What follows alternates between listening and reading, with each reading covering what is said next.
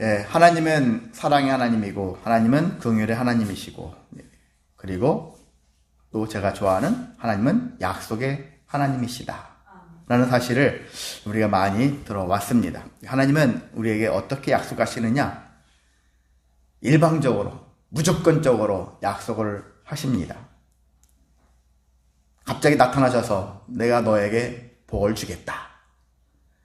예, 당사자 입장에서는 좀 당황스럽겠지만 하나님은 이렇게 갑자기 우리에게 약속을 하시는 분이기도 한답니다. 그런데 하나님께서는 또 약속을 하실 때 조건을 내어서, 조건을 걸어서 약속을 하시기도 합니다. 근데 이때 하나님께서 이 내건 조건은 무엇일까? 우리가 감히 지킬 수 없는 조건들일까? 흔히 구약에 있는 율법들은 모든 인간들이 다 지킬 수가 없는 그런 법이다, 이렇게 얘기를 하고 있거든요. 근데 하나님께서 우리에게 원하시는 바는 뭐냐면은 그 율법을 모든 것들을 다 지켜야 된다라는 그러한 당위성보다는 그 율법을 통해서 우리가 어떤 태도를 갖기를 원하느냐, 그게 더 핵심이거든요. 그래서 하나님이 우리에게 원하는 것은 순종이라는 것입니다. 그래서 우리에게 내건 조건이 순종이에요. 순종하라, 복종하라, 충성하라, 헌신하라, 다 같은 개념의 태도리 안에 있습니다. 그래서 신앙인들의 최고의 태도는 순종인 거예요. 신앙생활 합니다. 저 신앙인입니다. 저 예수님 믿습니다. 이렇게 말을 했다면은 과연 그 속에는 어떤 의미냐? 저는 순종을 잘 하는 사람입니다. 이런 것이 내포가 되어 있어야 한다는 것이죠. 근데 여러분이 교회를 잘 다니는 것 같고 좋은 신앙인 같이 생겼지만은 지식도 많고, 그런데 순종을 안 하는 사람들이 많아요. 순종하지 않아요. 자기 생각대로 막 움직이려고 하고, 교회 공동체 안에서는 서로가 말씀에 의해서 서로가 순종이 이루어져야 되는데 자기 생각이 더 앞선 사람들이 많지 않습니까? 그래서 신앙인들의 최고의 태도는 순종이다라는 것들을 명심하셔서 주님의 말씀 앞에, 하나님 앞에 나는 순종하며 살리라. 이게 신앙인의 최고의 태도라고 여러분이 기억하시기를 원합니다. 그래서 순종은 구약에서만 주장하는 게 아니에요. 구약에서도 중요하거니와 신약 성경으로 넘어가도 예수님이 우리에게 순종을 많이 말씀하셨고, 바울도 우리에게 순종을 많이 가르쳐 줬거든요. 그래서 순종이 중요합니다. 순종은 구약 시대만 아닙니다. 신약 시대도 여전히 중요합니다. 오늘날 직장 다니면은 옛날 어른들이 봤었을 때, 나이 먹은 사람들 봤을 때, 젊은 친구들은 도대체 다 힘들어요. 흔히 관리하기가 너무 힘들어요. 왜? 순종을 잘 하지 않습니다. 자기 생각이 이치에 맞지 않으면 다 튕겨져 나가버립니다. 이제 그런 건데, 그들의 생각도 물론 존중도 해줘야 되지만은 때로는 직장 내에서, 가정 내에서 우리 이 사회가 잘 원활하게 돌아가기 위해서는 물론 부당한 그것을 대해서 무조건 순종하라는 뜻은 아니고요. 우리가 비교적 합리적 테두리 안에서, 서로 인간관계 안에서 살아갈 때 중요한 요소도 순종이라는 것입니다. 순종이 받침이 되어서 기본 그런 베이직이 되어서 그걸로 시작하면서 나중에 점점점 우리가 성장해 나가면서, 그리고 나중에 좋지 않은 일이 발생했을 때는, 가끔 합당치 않은 일을 요구했을 때는 그때는 불순종해도 되겠죠. 근데 가장 기본은 순종이다. 자녀가 부모를 통해서 뭘 배웁니까? 순종을 배우는 것이죠. 순종할 줄 아는 것을 배운 사람이 이 사회에서 나가서도 많은 사람들에게 사랑받고 인정받고 존귀 여김받을 수가 있는 것입니다. 그래서 순종은 아무리 세대가 바뀌어지고 문화가 바뀌어지고 시대가 바뀌어지고 계속 세월이 흘러갈지라도 순종하는 삶은 우리에게 여전한, 우리에게 중요한 요소다. 순종의 삶을 살아가시기를 소망합니다. 오늘 26장의 말씀은요, 그래서 순종하는 자에게는 복을 주겠다, 이와 같은 복을 주겠다. 그랬는데 반대로 불순종하는 자들에게는 징벌을 주겠다, 징벌하겠대요. 이런 말씀이에요. 그렇다면 우리는 무엇을 순종해야 된다는 말일까? 무엇을 순종해야 될까? 다 아시는 거겠지만 하나님 말씀을 순종하라는 얘기죠. 특별히 26장 오늘 본문 읽었잖아요. 1절부터 2절에 있는 말씀을 본다면은 하나님께서 우리에게 정해놓으신 게 있어요. 3절에 보면 내가 내 규례와 계명을 준행하면, 이런 말씀이 있죠. 하나님이 주신 규례, 하나님이 주신 계명, 이런 것들에 대해서 순종하라는 것입니다. 자, 레위기에서는 우리가 뭘 배웠습니까? 그동안 처음에 시작할 때 5가지 제사에 대해서 배웠잖아요. 5가지 제사. 기억하십니까? 예. 마음속으로 기억하시기 바랍니다. 자, 그래 5가지 제사도 있고요. 제사 방식도 있고, 그 다음에 이제 제사장들이 지켜야 될 규례들이 있고, 일반 백성들이 지켜야 될 규례들이 있죠. 안식일 규례가 있고, 그리고 안식년에 대한 규례가 있고, 그리고 희년에 대한 규례들이 있지 않습니까? 그리고 사람들이 질병 같은 것들 있잖아요. 수많은 전염병 같은 것들 때문에 너희들이 일상생활 속에서 어떻게 살아라 라는 그런 규례들이 있어요. 자, 레위기가 생각나시죠? 이러니까 레위기가 다음 주면은 끝나요. 벌써 27장까지 다 왔어요. 그래서 레위기는 거룩에 대한 말씀이라고 했지 않습니까? 레위기 하면 떠올리는 것은 우리에게 하나님이 거룩을 요구하신다. 거룩하려면 어떻게 살아야 될 것인가? 에 대한 규례라고 할 수 있는 것입니다. 근데 여기서는 규례와 계명, 여기서는 이 레위기에 나와 있는 것뿐만이 아니라 출애굽기에 핵심적인 게 뭐가 있죠? 출애굽기에 보면은 10계명이 있잖아요. 모세가 시내산에 올라가서 받아온 계명, 10계명, 그리고 10계명뿐만이 아니라 10계명을 비롯해서 10계명으로 파생된 수많은 또한 규칙들이 있잖아요. 규례들이 있습니다. 그 많은 규례들이 출애굽기에도 나와 있는데 시내산 언약이라고도 하는데, 자, 그래서 그런 부분들 다 포함하는 거예요. 그래서 출애굽기는 시내산 언약이라고 보통 얘기하고 있고, 이 레위기는 성소와 관련된 측면에서의 언약의 말씀이라고 봐요. 규례에 대한 말씀이에요. 성소가 뭐예요? 성소, 지성소. 성전이라 친다면 성전이 가장 핵심되는 부분이잖아요. 이것이 성소, 지성소는 신약으로 넣으면 예수님인 거예요. 예수님. 그것이 곧 예수님이다. 구약시대에는 우리가 눈에 보여지는 성소와 지성소, 성막, 성전. 성전을 왜 만들었을까요? 성전을 만든 이유는 하나님이 내가 너희와 함께하고 있다는 사실들을 상징으로 보여주는 거예요. 하나님의 성전 안에만 계시고 바깥에 못 나가시고 성전 안에서 누가 오기만을 기다리고 이런 하나님이 아니에요. 온 천하에 다 편지하시다가 모든 것 다 계시는 분이에요. 그래서 사람들은 상징을 생각하지, 상징성을 요구하잖아요. 그래서 하나님이 성막 제도를 통해서, 성전 제도를 통해서 내가 너희와 가까이 있다, 함께하고 있다 라는 사실들을 보여준다라는 것입니다. 그래서 여기 레위기는, 출애굽기는요, 인생살이 전체를 통틀어서 하는 그러한 말씀, 규례라면은 여기 레위기에 나와 있는 내용들은 특히 성소와 가까이 밀접되어진 상태에서, 그런 상태에서 너희들이 지켜야 될 규례. 오늘날 싫으면은 너희가 교회 당, 예배 당 와서 교회에서 주일에 한 번씩 와서 행하잖아요. 여러 가지 일들을. 그렇게 할 때 그런 마음가짐, 태도, 이런 부분들 조금은 더 범위를 좁혀서 그렇게 말씀하고 있는 것을 볼 수가 있습니다. 자, 그런데 여기 더 좁힌 게 있어요. 지금도 많아. 그런데 여기서는 26장 1절에서 2절에 있는 말씀을 본다면은 3가지 측면으로 더 좁혀서 최소한 너희들이 이것만큼은 기억해서 지켜라. 그렇게 얘기하는 것을 볼 수 있어요. 그 3가지가 뭐냐? 첫 번째가 우상숭배예요. 우상숭배하지 말아라. 우상숭배하지 말아라. 사람들이 우상숭배를 왜 할까요? 불안하니까 어떤 신을 의지해서 불안감을 떨쳐버리기 위해서 우상숭배도 하겠죠. 근데 한편으로는요, 우리 인간의 가장 깊은 곳에 욕심이 있어요. 우상숭배를 왜 합니까? 잘 되기를 비나이다, 비나이다. 합격하기를 비나이다. 돈 많이 벌기를 비나이다. 하면서 조상신한테 빌면 조상이 나를 잘하게 해줄까봐. 인간의 욕구, 욕심, 이런 것들이 바로 우상숭배를 하게 만드는 요소가 된다는 것입니다. 그래서 하나님보다 앞세우면 다 우상이라는 거예요. 하나님보다 앞세우면 우상이다.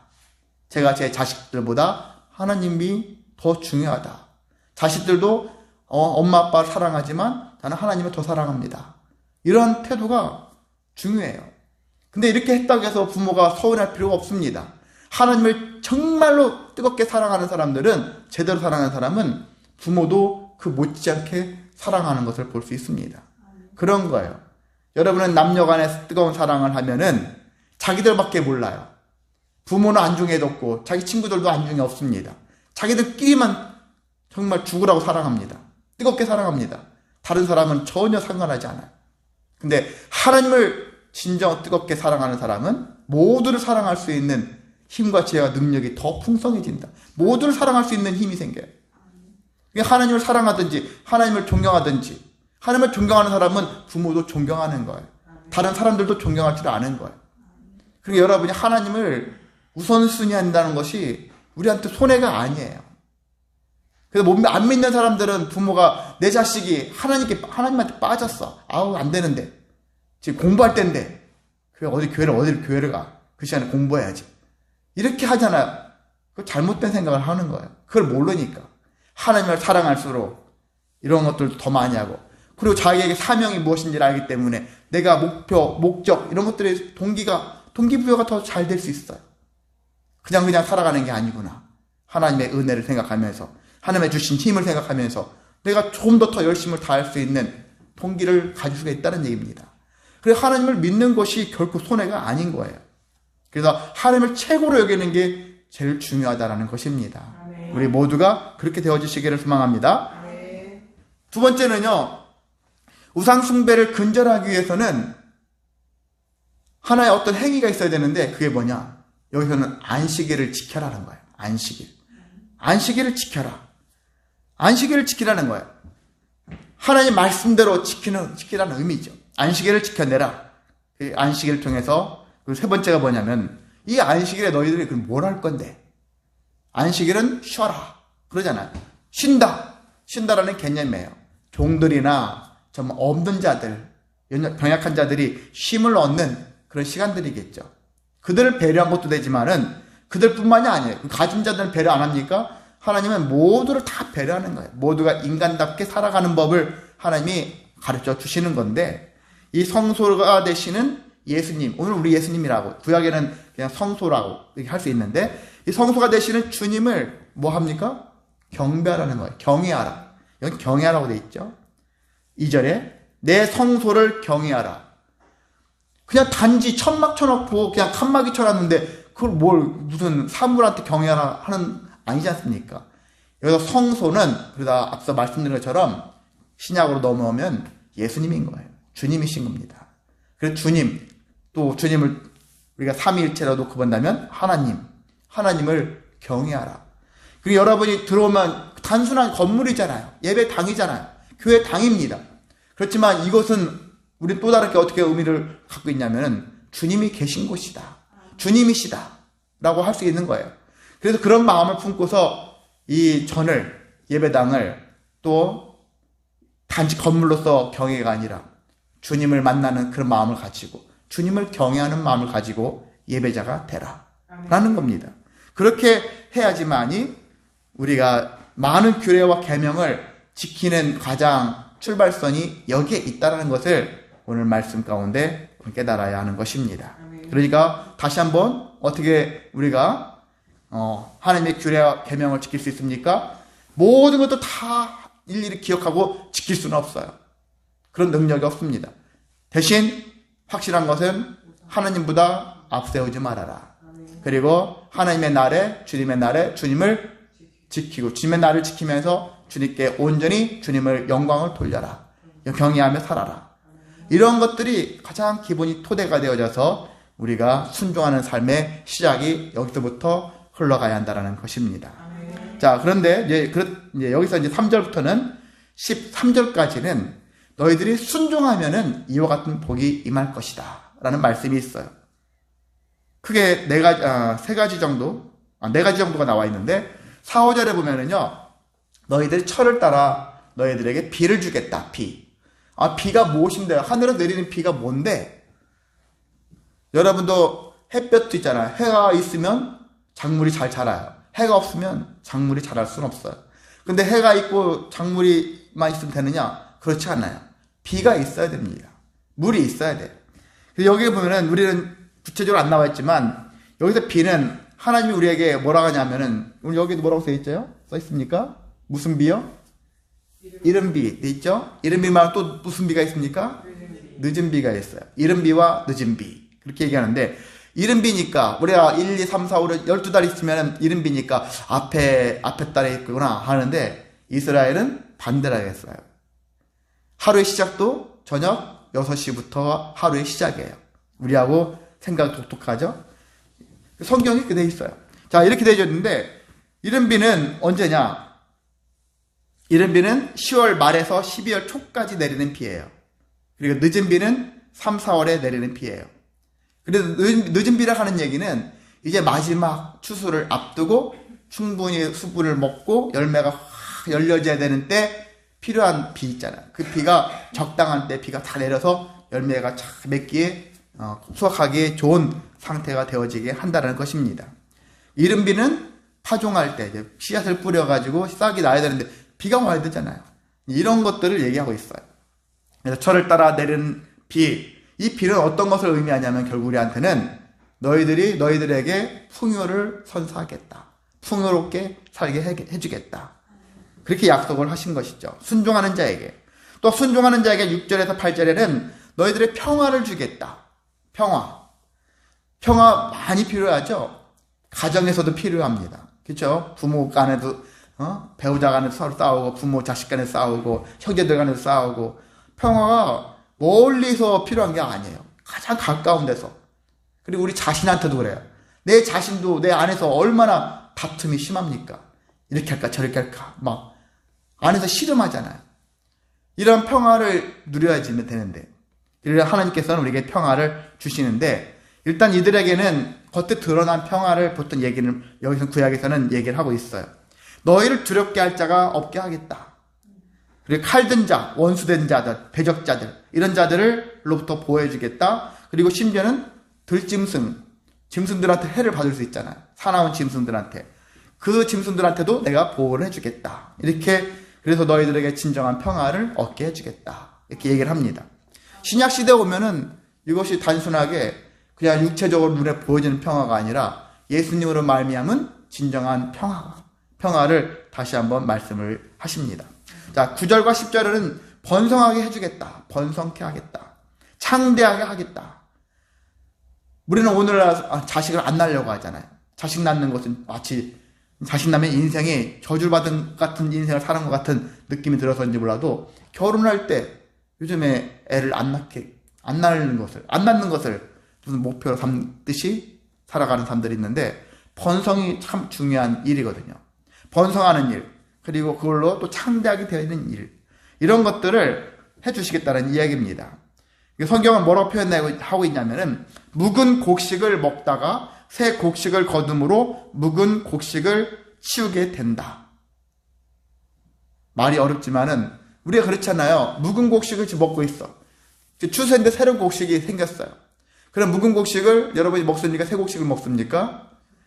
저 같은 경우는 옛날에 묵은 곡식 마저 먹고 새 곡식 먹어야지 그렇겠지만 우리 장매 사모님 같은 경우는 당연히 지금 나온 가장 좋은 것을 먼저 먹어야지 이제 그런 마인드인데 저도 그걸 이제 배웠어요. 예전에는 묵은 거 끝까지 다 먹고 새 곡식, 그럼 저는 늘 묵은 것만 먹는 것처럼 돼버리니까 나도 이제 생각을 바꿔야 되겠다 해서 새 것도 맛을 보자 이제 이렇게 좀 바뀌어졌는데 이 이야기는요 돌려서 얘기한 거지만 너희들이 그만큼 묵은 곡식도 나무와 돌 정도로 풍성하게 해주겠다는 얘기입니다.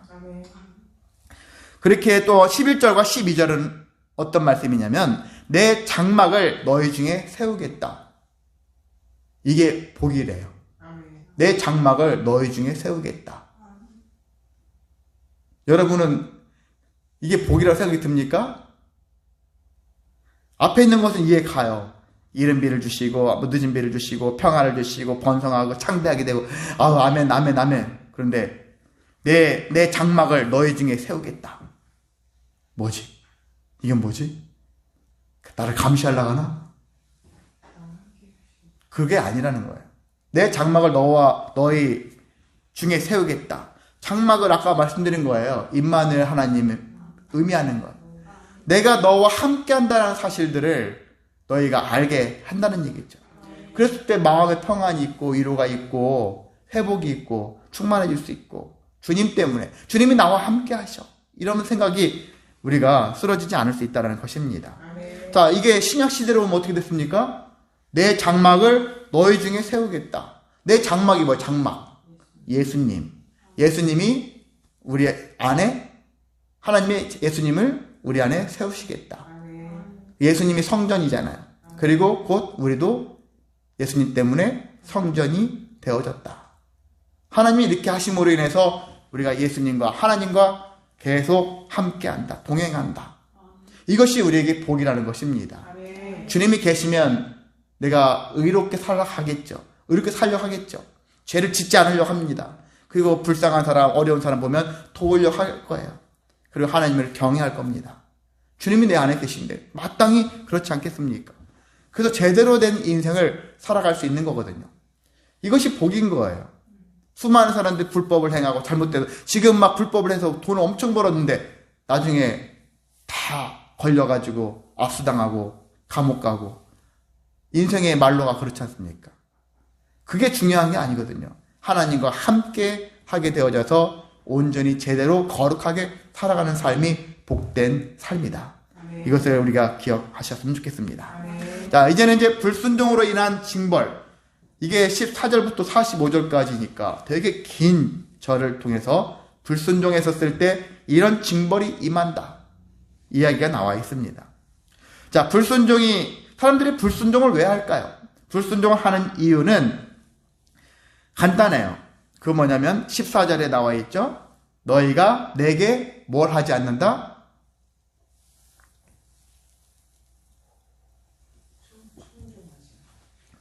청종하지 않으면. 청종하지 않는다는 말이 무슨 말입니까? 예, 듣지 않는다. 듣지 않는 것을 얘기하는 거예요.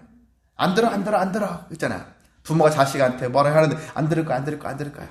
당신이 열심히 떠드세요. 나는 지금 안 듣겠습니다. 마치 이와 같은 태도를 보이는 거와 같은 이야기입니다. 듣지 않는 거예요. 듣는 것 같지만 듣지 않나요. 귀담아 듣지 않아요. 한 귀로 흘러버립니다. 왜? 자기 생각만 가득해요. 왜 그러냐? 이 사람은 지금 자기 욕심이 있기 때문에. 그래서 아까 욕심이 생기면 다른 우상을 더 많이 생각하는 거예요. 돈을 더 많이 생각하든지 하나님보다 다른 명예 권세를 더 많이 생각하든지 이렇게 되어지는 겁니다. 그게 바로 불순종하는 거예요. 하나님 말씀대로 살다가는요, 제가 가질 게 하나도 없어요. 이렇게 되어버리니까 하나님이 싫은 거예요. 하나님 믿으면 손해보는 것 같고 이 세상에서 낙오되는 것 같고 이런 생각이 더 큰 거예요. 성경 말씀에 낮아져라, 겸손해져라 이런 거 듣기 싫은 거예요. 세상에서 큰 소리 치고 싶고 떵떵거리고 살고 싶고 이렇게 하고 싶은데 말씀에서는 그렇게 안 나와 있으니까 못 들은 걸로 하겠습니다. 안 본 걸로 하겠습니다. 이렇게 되어지는 것이 사람들의 마음이라는 것입니다. 그러다 보니까 하나님의 말씀을 읽는 것 같지만, 교회는 다니니까 읽는 것 같지만 그냥 읽기만 해요. 지식으로만 머리에 차곡차곡 쌓아 놓을 뿐이지 삶 속에서 이것을 사용하지 않습니다. 그래서 규례를 멸시하거나 또 싫어하는 사람도 있고, 그러니까 불순종할 수밖에 없는 겁니다. 그래서 불순종하는 자는 16절부터 불순종하는 자 어떤 일이 생길까? 재앙이 임한다. 재앙이 임한다라는 거예요. 폐병 16절에 열병, 폐병, 열병 이런 것들도 일종의 열병 같은 경우는 전염병을 얘기해요. 전염병을 통해서 지역이 싹 무너질 수밖에 없어요. 눈이 어둡고 생명이 쇠약하게 되어진다. 이것도 다 재앙의 일환이라고 할 수 있습니다. 씨앗을 파종했습니다. 근데 결국 헛될 것이다. 왜? 너희가 거두어서, 내가 뿌렸으니까 내가 거두어서 잘 먹고 살면은 좋으련만, 내가 뿌렸는데 짐승들이 와서 가져가고 적들이 와가지고 열심히 해서 다 키워놔서 열매 다 열렸는데 적들이 와서 싹 가져가 버리고, 전쟁사를 보면은 그게 많지 않습니까? 조선시대에도 보면은 청나라니 일본 애들이 와가지고 많이 곡식들을 가져가 버리지 않습니까? 그런 것처럼 열심히 우리는 키워놨는데 남들이 다 먹어버리는 거예요. 그리고 남들에게 그래서 패해서 그들이 우리를 다스리게 되어지고, 그것이 계속 살다 보니까 삶이 되어져서 어떤 마음이 드느냐, 누가 나를 막 쫓아오지도 않는데 나도 모르게 쫓기는 인생 살 수가 있다는 것입니다. 여러분이 넉넉하지 못하면 좋아하신다면 뭔가 쫓기는 인생 산다 하잖아요. 쫓기는 인생. 뭔가 모르게 확실하지 않아요. 뭔지 모르지만 뭔가 모르는 것에 내가 쫓김을 지금 당하고 있는 것 같은 인생을 산다라는 것입니다. 나이 어린 많든 상관없이 바로 불순종하는 삶의 태도는, 그 결과는 이렇게 계속 쫓기는 인생을 산다. 그래서 18절에서 또한 23절, 18절과 23절에는 이런 얘기가 있어요. 23절 보면 특히 첫 절 어떻게 시작합니까? 23절. 이런 일을 당하여도 너희가 징계를 당할지라도, 좋은 표현이 아닐 거예요. 그 다음 말은 무슨 말인지. 그럼에도 불구하고 너희들이 그 징계를 당하고 있음에도, 이건 하나님이 주신 징계인데 그 징계를 당하면 아이고 이렇게 살면 안 되겠구나 이렇게 생각해야 되지 않습니까? 근데 그게 아니라 징계는 징계고, 그냥 징계 생각도 안 들고 그냥 예전 살아왔던 삶을 계속 살아가는 거예요. 그런 모습으로 계속 삽니다. 그러면 어떻게 살아가냐면은 하나님 말씀대로 살지 않는다라는 거예요. 여전히 이와 같은 너희들이 지금까지 이렇게 살게 되어진 원인은 하나님의 규례, 하나님의 명령, 계명을 청종치 않아서, 지키지 않아서. 그럼에도 불구하고, 그래서 징벌이 임했는데 그럼에도 불구하고 사람들이 여전히 하나님의 말씀에 순종하지 않아요. 심지어는 여기에 보면 대항한다, 이렇게 표현되어 있어요. 대항한다. 너희들이 내게 돌아오지 않고 대항할 것이다. 그래서 나도 너희를 대항할 것이다. 하나님과 믿지 않는 인간들이 대항한대요. 그럼 누가 이깁니까? 인간들이 하나님을 이길 수 있겠습니까? 싸움이 안 되는 싸움이, 그죠? 그런데 이렇게 되어질 때는 다음에는 징벌이 몇 배가 더 커질까요? 몇 배가 더 많아질까요? 7배가 더 많아진다. 7배가 더 많아진다. 단순한 7배가 아니에요. 너희들 상상 그 이상으로 너희들에게 그 징벌이, 더 큰 징벌이 임하게 될 것이다. 그런 의미입니다. 자, 그 징벌들이 뭘까? 19절에 보면은요, 하늘을 철과 같이 하고 땅으로는 놋과 같이 할 것이다. 이 말은 하늘 문을 닫아버리겠다는 거예요.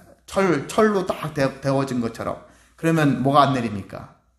예, 늦은 비와 이른 비가 내리지 않아요. 그럼 곡식이 영물지 않겠죠.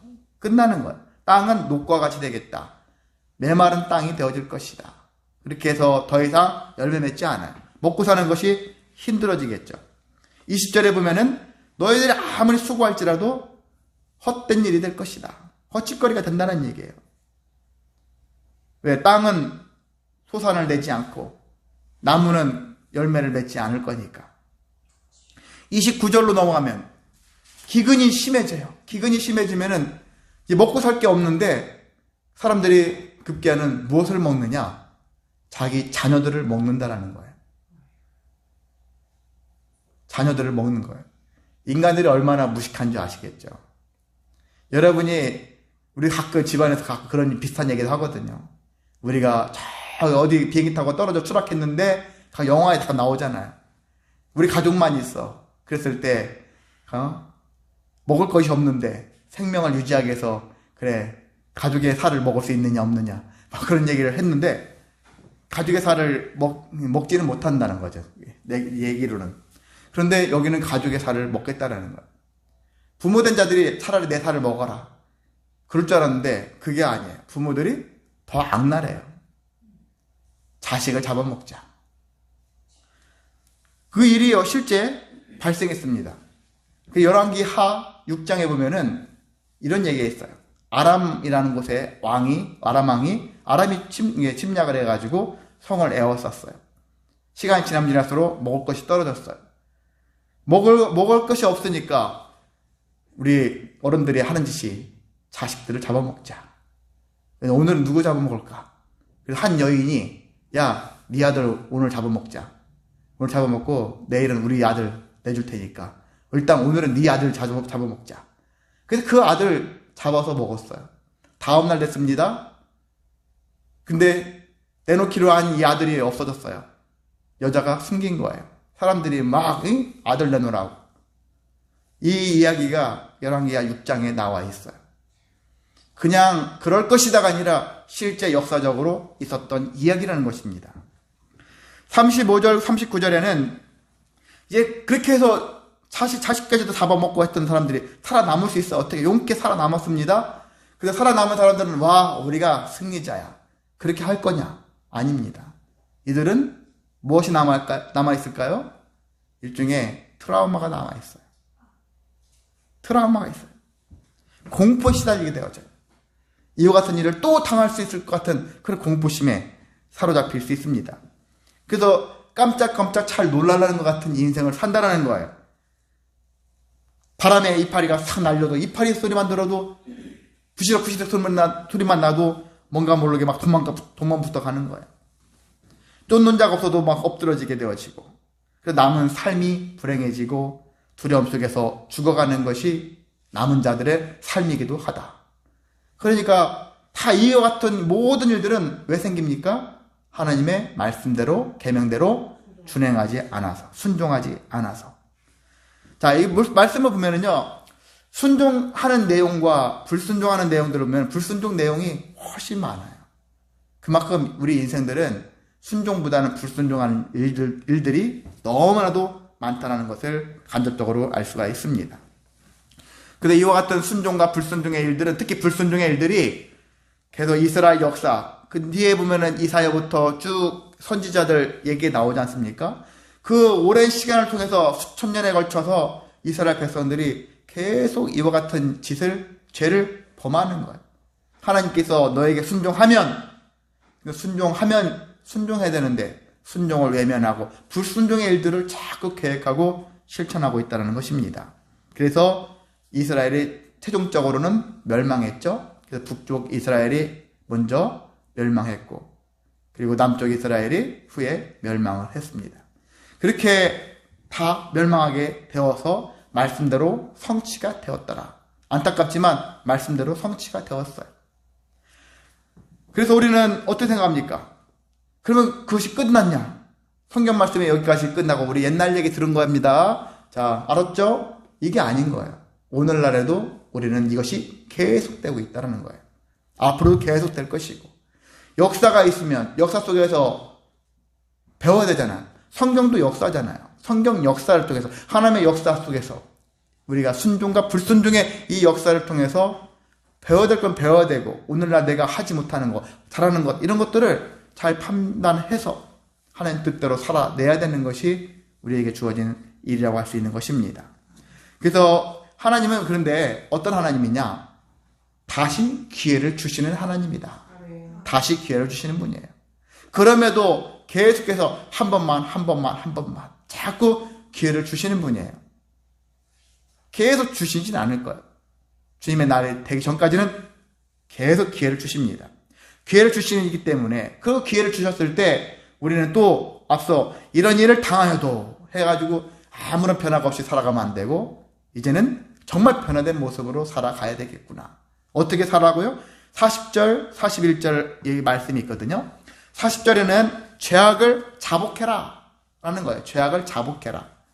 제가 오늘 수요 모바일 말씀에 자복이라는 말을 올렸습니다. 글을. 자복과 회개의 차이점에 대해서 얘기 올렸습니다. 자복한다라는 얘기는 어떤 의미가 있냐면은 죄를 고백하는 거예요. 저는 죄인입니다 라는 고백하는 것이고, 저는 죄인이라는 것을 인정하는 거예요. 내가 죄인입니다 라고 인정하는 거예요. 동의하는 겁니다.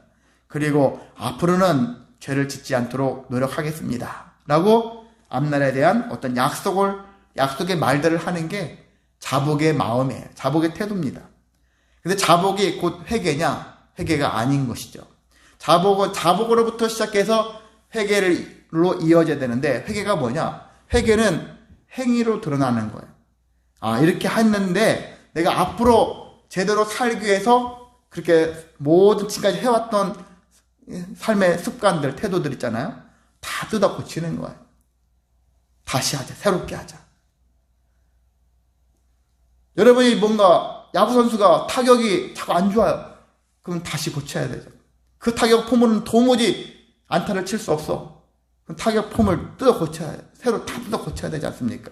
공부하는 학생이 성적이 안 나와. 열심히 공부를 했는데도 안 나와. 그럼 공부의 방식도 바뀌어져야 되는 거예요. 다 뜯어 고쳐야 되는 거예요. 죄인된 삶에서 벗어나지 못한 상태에서 자복만 한다? 말뿐인 거예요. 아, 잘못했구나. 제대로 살아야 되겠다. 이렇게 생각만 하고 그 다음 날도 똑같이 전과 같이 살면 이건 회개가 아니라는 거거든요. 진정한 회개는 자복했으면 자복을 바탕으로 행위를 바꿔나가는 거예요. 이것이 안 됐기 때문에 그래서 수많은 사람들이 교회를 다니지만 신앙인입니다. 예수님 믿는 사람입니다. 하지만 삶이 변화되지 않고 계속 답보 상태로 믿음의 진일보가 되지 않고 살아가는 사람의 특징이 제대로 된 회개를 하지 않았기 때문에 자복은 잘해요. 여기서도 여러분이 내가 죄인이구나 깨닫기는 잘합니다. 근데 그것뿐이라는 거예요. 이것을 뛰어넘을 수 있는 믿음을 갖추시기를 바랍니다. 41절에도 죄를 깨달아야 된다. 깨닫기만 하면 안 돼. 이거 죄를 자복해야 되고 죄를 깨닫는 것을 뛰어넘어서 41절에도 죄악의 형벌을 기쁘게 받아야 한다. 내가 왜 이런 형벌을 왜 받아야 됩니까? 돌이켜봤더니 내가 죄인이었구나. 이것을 고백하면서 죄로부터 벗어나서 하나님을 잘 믿고 의롭게 살고 선하게 사는 삶을 살아내기 위해서 계속 마음에 염두에 두면서 나의 삶의 습관까지도 바꿔 나가는 삶, 이런 삶을 하나님이 원하신다는 것입니다. 그러면서 다시 말씀으로 돌아와서 말씀대로 순종하는 거예요. 그랬을 때 하나님께서는 징벌이 그치고 내 안에 우리 주변의 삶에 평화가 넘칠 수가 있습니다. 자, 오늘날 우리는 구약에 있는 말씀대로 모든 규례를 지키는 게 아니에요. 모든 제사를 안 하지 않습니까? 신약의 방식으로 우리가 예배하고 하나님을 믿게 돼 있어요. 그렇기 때문에 이제는 구약에 있는 제사의 형태나 이런 것들을 통해서 하는 거룩이 아니라, 규례가 아니라, 그리고 온전히 예수님으로 말미암은 복음에 의한 규례, 복음으로 인한 거룩한 삶을 살아내면 되는 것입니다. 그래서 그 말씀대로, 주님의 말씀대로 순종하며 살다 보면은 우리는 순종하는 자에게 주시는 복, 그 이상의 복을, 은혜를 우리에게 주실 것이고, 이 땅에서의 복만이 아니라 하나님 나라의 자녀가 될 수 있는 권세까지 하나님께서 복을 주신다는 그런 사실들을 기억하셔서 날마다 주의 안에서, 말씀 안에서 순종하여 살아내는 저와 여러분 되시기를 주님의 이름으로 소망하고 축복합니다. 사랑 많으신 하나님 아버지 감사를